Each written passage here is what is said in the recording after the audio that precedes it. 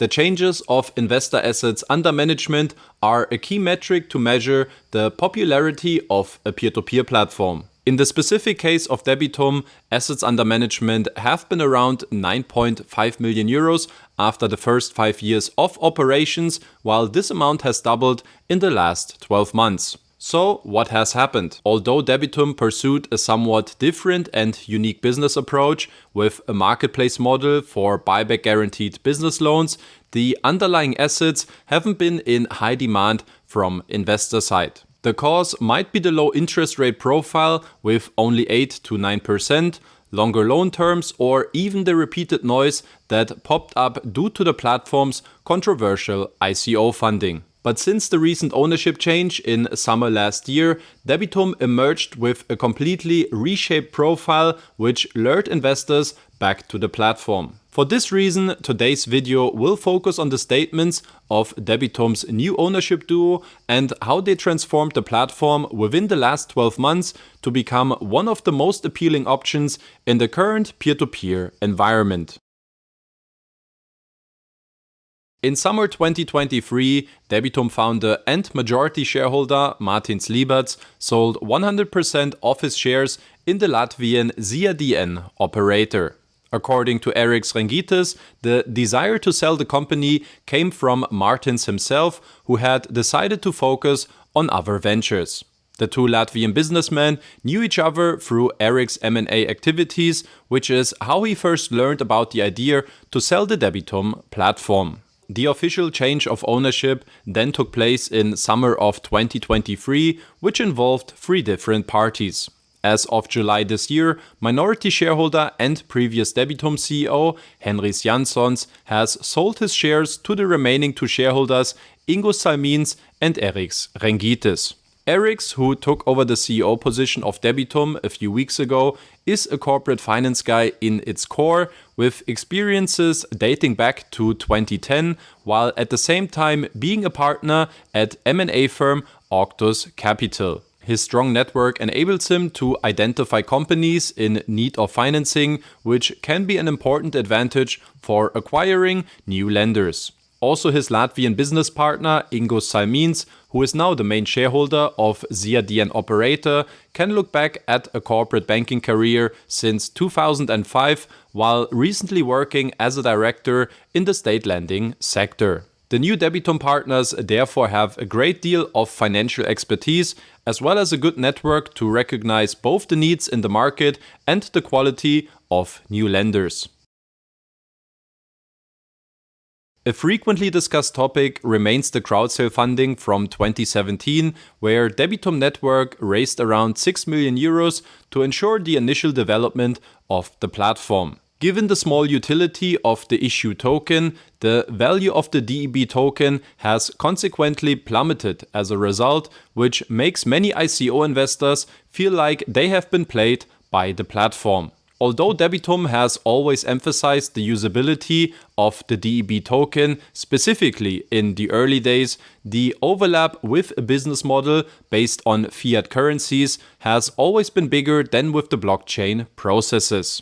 The question is now how the new ownership is looking at the ICO legacy of the platform. To protect themselves from a legal standpoint, the new shareholders initiated various audits prior to the acquisition of the company and also obtained external opinions, including from the Latvian regulator and the auditing company Grant Thornton.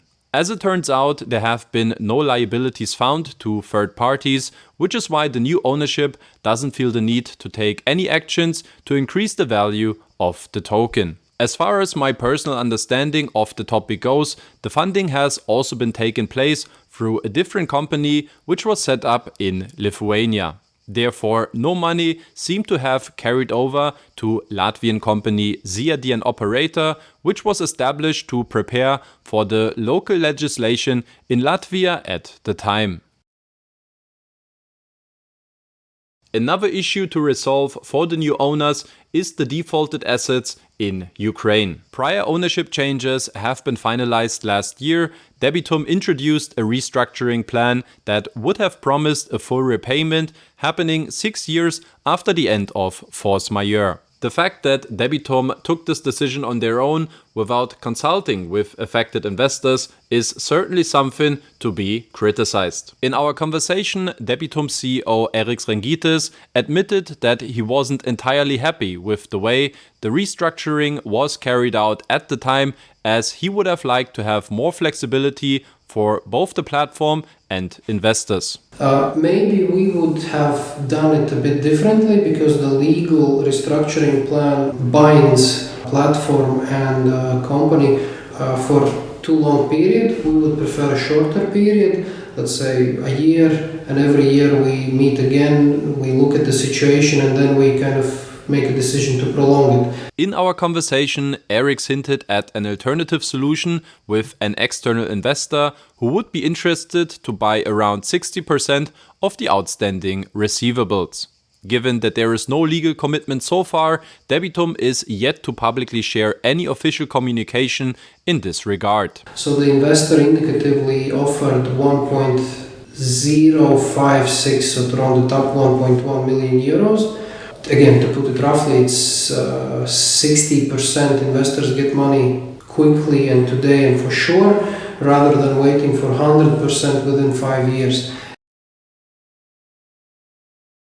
Since the takeover last summer, the new shareholders have introduced a number of new measures and innovations that have significantly improved the platform's attractiveness. In terms of the company's financial stability, the equity position was initially increased to 750,000 euros. This was followed by the reintroduction of the Auto Invest feature, competitive interest rates of up to 15%, more short-term assets with even daily interest payouts, new products, and most recently, the onboarding of 3 new lending companies in order to continue to meet the increased demand. Although the last 3 lenders have been companies from Latvia, Debitum doesn't want to become a local hero, as the market will eventually become too small anyway. Instead, the ambition is to become the #1 platform for business loans in Europe, with a targeted investor assets under management of 100 million euro in the next 3 to 4 years. Local market is first step, but local market is relatively small, and also our strategy is to be a bit bigger. Our aim is to be platform #1 for business loans in Europe. So currently we have doubled all key metrics within a year. So our ambition is to keep it at least for 3-4 years in a row with the same pace. So I think we're gonna aim for at least 100 million assets under management. Sandbox Funding is an important pillar in the Debitum universe. While the lender is on one side owned by the platform itself, also the approach on the other side is quite unique in the marketplace environment. In an ideal world, Debitum is looking for lenders who can contribute with a volume of at least 5 million euros to grow at scale and to justify onboarding resources. With Sandbox Funding, Debitum established a smart vehicle to test new lenders with smaller amounts upfront without having to go through the bureaucratic process of a new onboarding immediately. This allows the platform to react much faster to interesting financing requests in the market, while the smaller amounts also enable to assess the lender quality and repayment behavior more closely.